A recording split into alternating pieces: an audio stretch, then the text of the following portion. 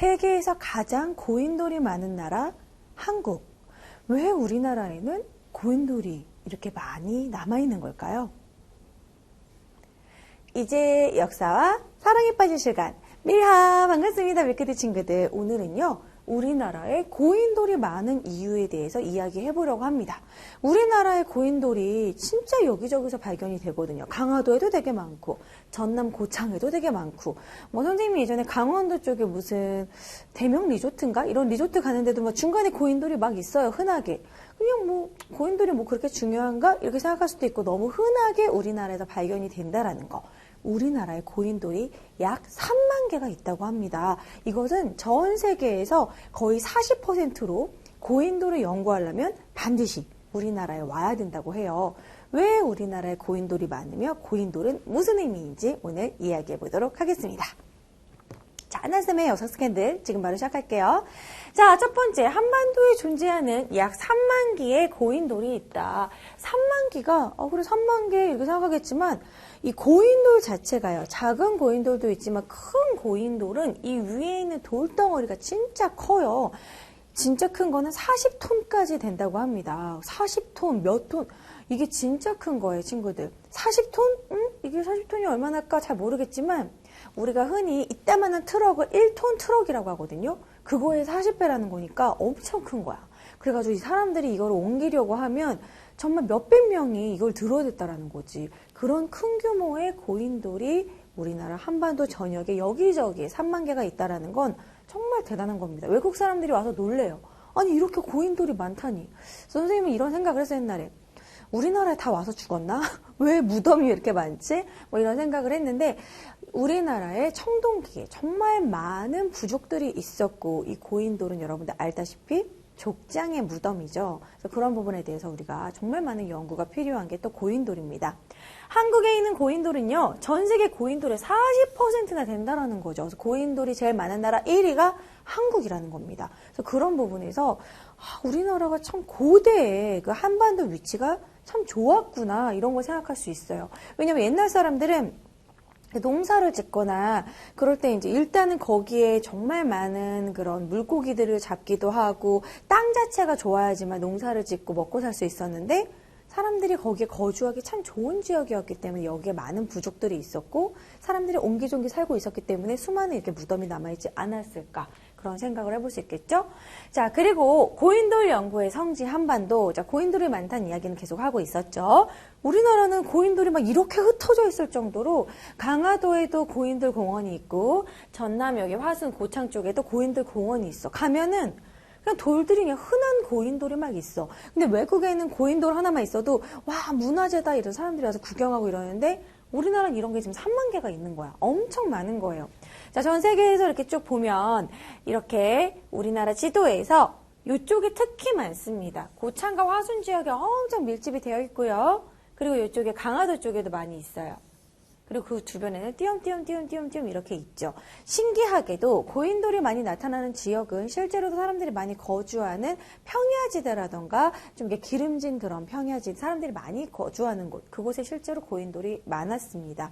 일본에도 고인돌이 있고 전 세계에 이렇게 있지만 우리나라에 유독 많다라는 거. 고인돌 성지다.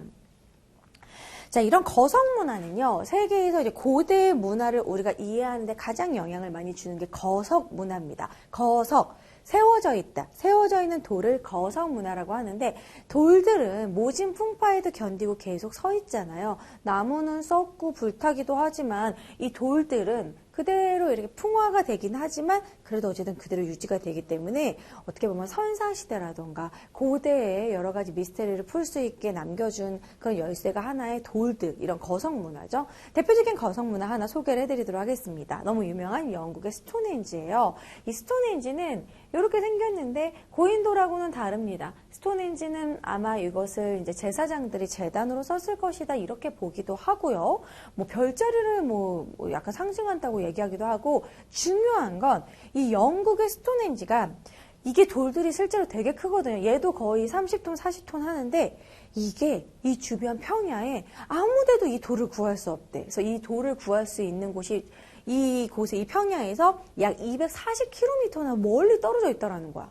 그럼 거기서 이 돌들 도대체 어떻게 옮겨온 걸까? 이 스톤헨지가 거의 이제 신석기 시대부터 청동기 시대로 보고 있는데 이 선사시대 스톤헨지를 어떻게 옮겼을까? 그럼 또 이제 사람들이 이런 얘기를 하지. 그때 당시는 이걸 옮길 수 있는 인구도 없었고 뭐 기계도 없었다.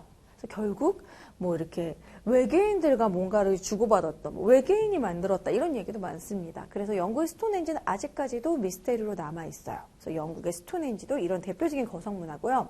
선생님이 진짜 신기하게 생각하는 모아이 석상, 이스터 섬의 모아이 석상은 이렇게 칠레가 이렇게 있으면 칠레에서도 되게 많이 떨어진 한 30km 더 떨어진 섬에 있어요. 섬에.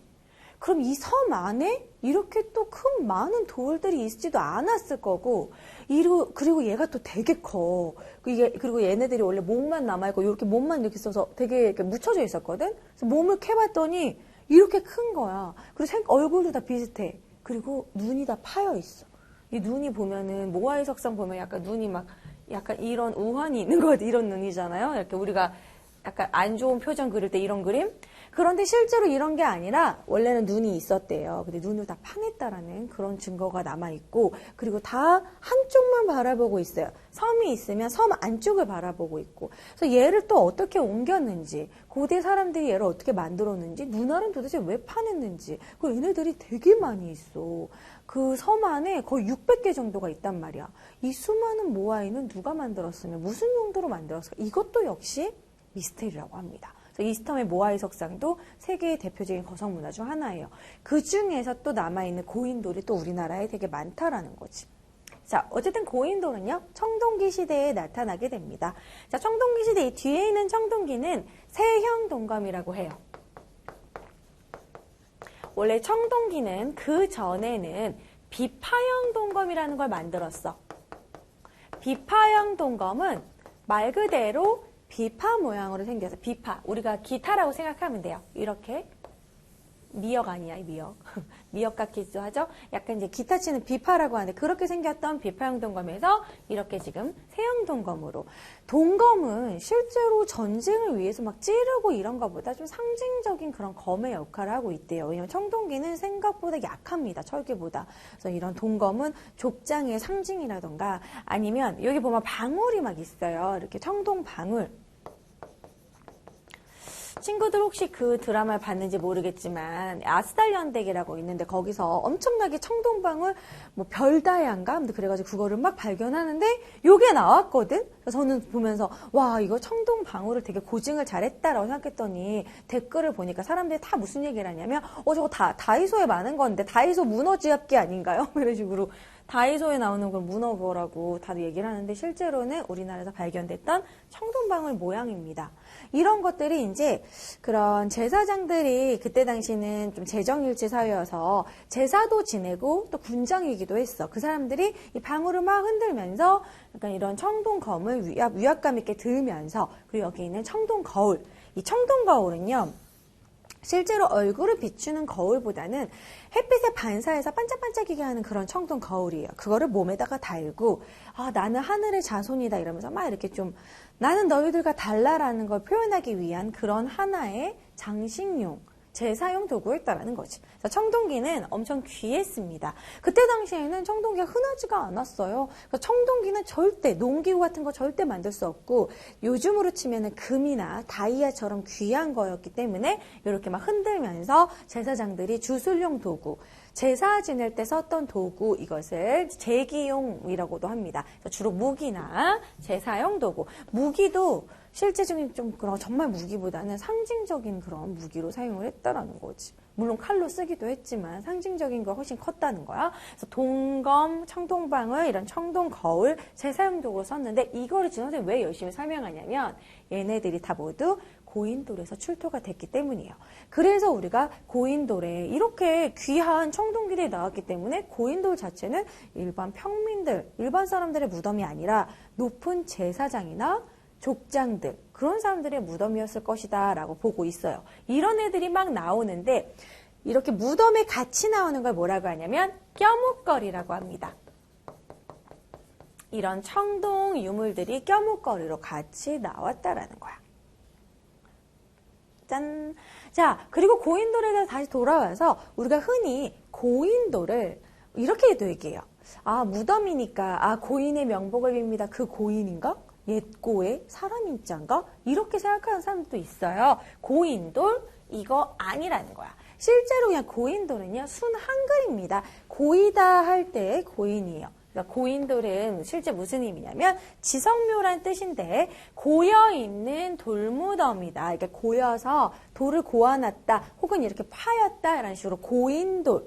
그러니까 고여있다라는 게 고인물이 뭐야. 이렇게 파인 게 고인물이죠. 우리 이런 말 많이 쓰잖아. 이제 뭐 너 이제 고인물이네. 뭐 이게 약간 잘 나가지 않네 이런 사람들 발전이 없다 그런 걸 고인물이라고 하죠. 그런 것처럼 이렇게 푹 파인 고인 곳에다가 이렇게 돌을 만들어서 무덤을 만들었다. 그래서 고인돌이라고 합니다. 그래서 고인돌 대표적으로 강화도에 있는 고인돌인데요. 진짜 규모가 커요. 아, 고인돌 그냥 밑에다 받친 다음에 위에만 올리면 되는 거 아닌가요? 간단한 거 아닌가요? 생각하지만 실제로는 여기에 돌이 밑에 더 있었던 거야. 원래 4군데 사방에 이렇게 있었고 거기에 돌을 이렇게 막아서 여기에다가 사람을 묻었던 건데 이게 막 도굴도 많이 됐고 쓸려가고 그래가지고 양쪽에만 지금 남은 상태죠. 선생님도 어렸을 땐 이걸 보고 여기다 사람을 눕힌 건가 막 이렇게 생각하고 이거 재단으로 쓴 거 아닌가 사람들이 원래 그렇게 생각을 했어요. 하지만 수많은 껴묵거리가 요 아래쪽에 많이 나왔기 때문에 아 요것이 이제 돌방이었고 위에다가 닫은 것이다 이렇게 지금 보고 있죠.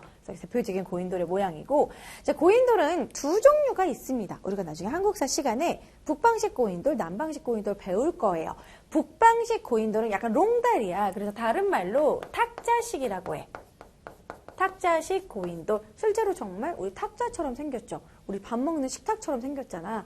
탁자식은 실제로 다리가 쭉쭉 밑에가 길어. 그래서 여기다가 이제 사람을 묻고 껴묵거리 같은 걸 묻은 것이고 그 위에도 어느 정도 공간을 좀 만들었다라는 거야. 그리고 이제 이렇게 만든 다음에 흙을 파냈을 것이다. 그러니까 고인돌을 어떻게 만들었을까 사람들이 많은 연구가 있어요. 그냥 정말 만들어서 마지막 윗돌을 올렸을 것이다 보고 있는데 이 윗돌의 두께가 너무 무겁고 막 진짜 막 30톤 막 이렇게 되니까 이거를 올릴 기계가 없다. 그때는 무슨 거중기나 뭐 지금처럼 이렇게 올릴 수 있는 그런 기계가 없잖아. 그래서 이 돌을 만든 다음에 사람을 묶고 흙을 여기까지 판 다음에 아마 이제 그 굴러가는 나무를 이용해서 굴려가지고 흙이 있는 상태에서 거기다 올려서 흙을 파냈을 것이다. 이렇게 보고 있어요. 실제로 고인돌이 발견이 됐을 때 흙에 묻혀져 있는 경우도 정말 많았거든요. 그래서 그걸 파냈더니 이런 모양이 나온 거야. 그래서 이렇게 해서 이제 고인돌을 만들었고 실제 이런 모습으로 나타난다. 그래서 이제 북방식 고인돌 여러 개를 한번 보여드릴게요. 이렇게 위에 돌이 진짜 큰 것도 있습니다. 요렇게, 요런 식으로. 그래서 북방식 고인돌은 요렇게 있고, 시체가 이렇게 있으면서 약간 여유가 있는 거. 좀 탁자식으로 생긴 모양이 모두 북방식 고인돌. 우리나라 북부지방에서 나타나는 거. 하지만 북방식 고인돌도 우리나라의 고창 이런 쪽에서 나타나기도 해요. 꼭 남부지방에 절대 안 나타난다 그런 건 아니야. 근데 북방식에 주로 많이 나타난다. 그래서 북방식이라고 합니다. 남방식 고인돌은요, 조금 쇼다리고, 위에가 진짜 커. 꼭 바둑판 같아. 그래서 다른 말로 바둑판식이라고 해요. 바둑판이 이런 식으로 생겼거든. 근데 바둑판식 고인돌의 특징은 자 여기다가 이제 껴묵거리를 넣고 여기 공간이 좀 작다라는 거야. 아주 작은 돌을 쓴다라는 거야. 그리고 윗돌이 일단 되게 커. 윗돌 큰 게 좀 특징이에요. 그래서 아무래도 남방식이 남부지방에는 더 덥기 때문에 부패가 빨리 진행이 돼서 더 윗돌을 좀 크게 하지 않았나 그렇게 추측하기도 합니다. 이런 선사시대와 고대에는 거의 많은 추측이 난무해요. 왜냐면 뭐라고 딱 정답을 말할 수 없어. 왜냐면 그때는 글씨가 없기 때문에 기록이 남아있지가 않고 이렇게 돌로만 유물로만 우리한테 말하고 있기 때문에 이런 방식이 아니었을까? 이런 게 아니었을까? 이게 여러 교수님들이 막 추측을 하고 고고학적인 연구를 계속 하는데 어쨌든 이렇게 돌이 크다라는 거 이렇게 바둑판식으로 생겼고 실제로 돌이 크죠? 그리고 다 보면 밑에 돌이 봐봐요 친구들 이게 되게 작잖아. 거의 안 보여. 그래서 약간 좀 거북이 같은 모양으로 밑에 돌이 정말 이렇게 작다. 바둑판식이다. 그러면 이제 남방식이 된다라는 거야. 그래서 남방식을 진짜 외울 때 선생님이 말한 것처럼 날씨가 더운 지역이니까 부패가 많이 되고 그래서 많이 좀 윗돌을 높게 이렇게 내려놓고 밑에를 좀 짧게 했다. 이렇게 좀 기억하면 좋을 것 같습니다. 고인돌의 종류 두 가지 살펴봤어요. 짠, 짠. 자, 고인돌은 아까도 얘기했지만 수많은 껴묵거리나 거기에 있었던 사람들의 여러 가지 뭐 유골이나 그런 걸 연구를 했을 때 족장의 무덤일 것이다라 보고 있어요. 그 이유는 고인돌의 규모 자체가 하나를 만들려고 했을 때 정말 많은 사람들이 동원이 되고 진짜 무거운 건 정말 무거운 덮개돌은 80톤이 되는 경우도 있대요. 80톤이면은 친구들 1톤 트럭이 80개가 있다고 생각하면 돼. 봐봐. 이게 지금 여기 실제로 있으면 사람이 요만해. 진짜 크다라는 거야. 그래서 이렇게 큰 고인돌을 만드는데 얼마나 동원이 되냐면 어른 500여 명이 동원이 된대요. 이렇게 여러 명이 동원이 되기 때문에 이것은 족장의 위험을 나타내기 위한 그런 무덤일 것이다 라고 보고 있고 그래서 고인돌은 족장의 무덤이다 라고 보고 있어요. 그리고 그때 당시는 족장이 청동기 시기였고 청동기 시대의 족장은 중요한 게 제정일치. 제정일치 들어봤죠, 친구들? 제사와 정치를 동시에. 한 명이 제사도 하고 정치도 했다라는 거야. 선생님 이런 거 요즘 왕자의 게임이나 마스터 연대기 보면 좀 이해가 돼. 왜냐면 이때 당시는 막 하늘이나 그런 신에 대한 나는 신의 대변자다 이런 사람들이 되게 권력이 높았어. 그리고 왕도 따로 있어. 그럼 왕하고 그 종교적인 그런 제사장이랑 맨날 싸워. 그러니까 왕이 다 하는 거야. 나는 하늘의 자손이면서 내가 제사도 지내고 내가 점도 보고 왕이 다 해야 돼. 그래야지만 권력이 두 개로 나눠지지 않고 그렇게 혼란스럽지도 않고 그래서 결국 제정일치 사회가 많았다라는 거죠. 단군, 왕검도 제정일치죠. 우리 단군, 왕검 다 들어봤죠? 단군, 왕검의 단군이 박달나무의 신, 뭐 박달나무의 지배자 이런 뜻으로 여기가 이제 단군이 무당이란 뜻이래요. 그리고 왕검이 정치적인 지배자란 뜻이야. 그렇기 때문에 단군 왕검이라는 이런 명칭 자체가 플러스 1+1 무당도 되고 정치 지배자도 되고 족장도 되고 제정일치라는 걸 알려주는 이름인 거죠. 그래서 청동기 때는 제정일치니까 족장의 무덤 이퀄 제사장의 무덤이다라고 생각하면 된다라는 거. 그래서 이렇게 큰 규모의 고인돌이 우리나라에 엄청 많다라는 겁니다. 그래서 이제는 고인돌을 보면 그냥 돌이구나, 돌덩어리구나 생각하지 말고 고인돌이 가지고 있는 이미 그런 많은 미스터리가 있다라는 거야. 그래서 고인돌을 실제로 이렇게 해봤어. 막 전남, 화순 이런 데서 고인돌 만드는 걸 체험을 해봤는데 이거 봐봐. 사람이 얼마나 많이 필요한지 거의 줄다리기 수준이야. 수백 명이 필요하다라는 거야. 이렇게 조그만 돌 하나 올리는데도 이만큼이 필요하면 정말 큰 아까 그 80톤의 그런 고인돌은 진짜 500여 명이 들었다라는 거지. 그래서 고인돌을 만드는 것 자체가 연례 행사였고 정말 수많은 노동력이 들었다라는 엄청난 거성 문화라는 겁니다. 그리고 선생님이 또 재밌는 이야기를 좀 더 TMI로 해줄게요. 요즘에 여기 좀 각광받고 있는데 고인돌, 덮개돌에 아까 고인돌 이렇게 다리 있으면 뚜껑 있잖아, 뚜껑이 덮개돌이야. 이 덮개돌에 이제 시체가 이렇게 묻혀 있었을 거 아니야? 위에는 없었는데 안쪽에 이렇게 시신이 누워 있으면 그 위쪽에 별자리가 있었던 거야. 우리 친구들 혹시 침대 위에다가 벽에다 별자리 이렇게 형광별 붙여본 적 있어요? 자기 전에 별 보면 예쁘니까 그런 느낌으로 이거 왜 만들었을까? 시신이 별 보고 있으라고? 아니면 하늘처럼 표현하려고? 뭐 여러 가지 의미가 있겠죠. 실제로 뭐 아드기 고인돌이라는 유명한 별자리 고인돌이 있는데 이 아드기 고인돌이 가면 이거 뭐야? 북두칠성이야. 뭐 정갈자리, 카시오페아 자리 이런 게 있다라는 거지. 그래서 고인돌에 별자리가 있다라는 건 엄청 소름 끼치는 발견이야. 왜냐면 이런 천문학이라던가 이런 별자리를 남겨놓은 그런 유물들이 뭐 우리나라로 치면 고구려라던가 고대 시대에 발견이 됐는데 고인돌에서 발견이 됐다라는 거는 이건 엄청난 기술의 발전이고 천문학적인 지식이 있었다라는 거지. 지금의 별자리와 똑같다라는 거야. 이게 고인돌 덮개돌에서 발견이 됐고요. 그뿐만이 아니에요. 또 고인돌에서 발견된 아까 청동거울 얘기했죠? 청동거울 중에서도 다뉴세문경이라는 청동거울이 있어요. 근데 사실 이거는 거의 초기 철기에 가깝긴 한데 다뉴라는 게 한문인데 마늘 다자에 이 뉴자가 옛날에는 고리를 뉴라고 불렀대. 뉴 그래가지고 그 뉴자를 이제 한문으로 옮긴 건데 많은 고리가 있는 아주 세밀한 거울이라는 뜻이야. 그런데 이거 지금 친구들 잘 안 보이겠지만 나중에 다뉴세문경 검색해서 확대된 걸 한번 보세요. 이게 고대에 만들어졌다고? 선생님 이거는 진짜 거의 약간 정말 CD같이 아주 세밀하게 0.3mm, 0.3mm로 동그랗게 정말 우수한 컴퍼스가 있었을 거라고 보고 있어. 이거 동글동글하게 그 세모, 네모 기하학적인 무늬가 이렇게 다 새겨져 있어. 이건 엄청난 문화재인 거야. 이게 더 소름 끼치는 건 이 다뉴 세문경에 이런 테크놀로지, 이런 기술이 사람이 새겼다고 보기에는 너무 정밀하며, 그리고 이거를 심지어 지금 현대 기술로 모조품을 못 만든다는 거야. 똑같이. 이게 소름이지. 아주 옛날 청동기 시대에 만든 걸 지금 못 만든다고? 그래서 그런 걸 보면서 엄청난 테크놀로지가, 청동기에다 새길 수 있는 테크놀로지가 있었으며, 아주 세밀한 컴퍼스가 있었으며, 그 요거에 도대체 새겨져 있는 기하학적인 무늬는 무슨 의미일까? 또 여기서 또 이제 외계인이 나옵니다.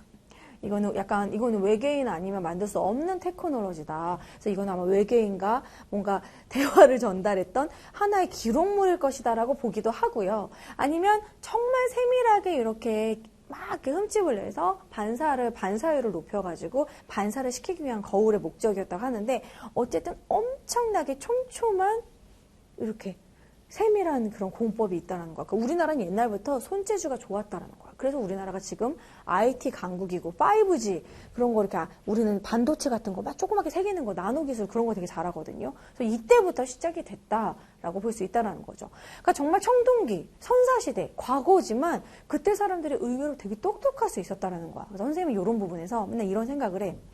이 문명이라는 게 엄청나게 최첨단으로 막 발전하다가 무너지고, 또 다시 발전하다 무너지고, 그런 걸 리셋설이라고 하거든. 그래서 그런 것도 일리가 있지 않을까. 그래서 여러 가지 생각을 해볼 수가 있습니다. 고인돌의 이러한 별자리, 그리고 다뉴 세문경, 다 미스테리라고 할 수 있죠. 그래서 저는 이런 부분이 너무 재밌는 것 같아. 선사시대 고대 이런 유물에 관한 미스테리. 자, 그럼 오늘은 고인돌에 관한 여러 가지 이야기를 해봤어요. 그럼 다시 한번 마지막으로 꼭 우리가 알아야 될 거 내 머릿속에 저장 정리해 보도록 하겠습니다. 자, 청동기의 보급. 청동기는 언제부터 보급이 됐느냐? 기원전 2000년도부터 1500년경 만주와 한반도에서 청동기가 이제 나타나기 시작합니다. 비파형 동검, 잔무늬 거울, 거친무늬 거울, 이런 동검이나 거울들은 거의 주로 무기나 제사용 도구로 사용했고 귀했다라는 거 꼭 기억해 주시고요. 청동기는 귀했다. 그래서 정말 장식품이나 이런 식으로 사용했다. 자, 청동기가 점점 발전을 하면서 비파형 동검에서 아까 이렇게 이런 비파형 동검에서 뾰족 세형 동검으로 거친 무늬 거울에 진짜 거칠게 무늬를 낸 거에서 아까 잔무늬, 아까 그런 다뉴 세문경처럼 정말 세밀한 그런 거울로 발전을 했고요. 그리고 청동기 시대의 사회를 다시 한번 보면 벼와 보리를 재배해서 농업 생산형, 농사가 많이 발전했고, 그렇기 때문에 전남, 고창, 화순 그런 쪽에 평야지대에 고인돌이 많이 발견된 것이고, 문명, 거대한 문명이 생기면서 그러면서 거대한 무덤, 그래서 지배자의 무덤인 고인돌이 생겼을 것이다. 이거는 역사책에 다 나오는 그런 너무 중요한 내용이에요. 이렇게 정리를 해봤고, 마지막으로 문제 한 문제 풀고 마무리하도록 하겠습니다. 오늘의 스캔들 퀴즈! 자, 1번 기원전 2000년부터 기원전 1500년경 만주나 한반도의 청동기가 전래돼서 주로 무기와 뭐로 사용했다고 그랬죠? 청동기는 귀했기 때문에 무기나 제사용 도구로 사용하였다. 그래서 제사 지낼 때 청동방울, 청동거울 달고 다니면서 제사용 도구로 사용했다라는 거. 자, 2번. 청동기 시대에는 농업 생산력 향상으로 문명이 발생됐고, 이런 거대한 문명이 있었기 때문에 고인돌도 만들 수 있게 된 거죠. 족장의 무덤이었던 거대한 오늘 이야기한 고인돌이 나타나게 됐다라는 거. 그래서 고인돌은 족장의 무덤. 오늘 고인돌에 관한 여러 가지 이야기를 했습니다. 친구들 들으면서 되게 흥미로운 부분도 있었고, 또 궁금한 게 생길 수도 있어요. 그러면은 우리나라 고인돌 이건 어때요? 저건 어때요? 궁금한 거 언제든지 Q&A 게시판 이용하시고요. 다음 시간에도 역사와 사랑에 빠질 만한 재미있는 이야기로 찾아오도록 하겠습니다. 다음 시간에 만나요, 친구들. 안녕!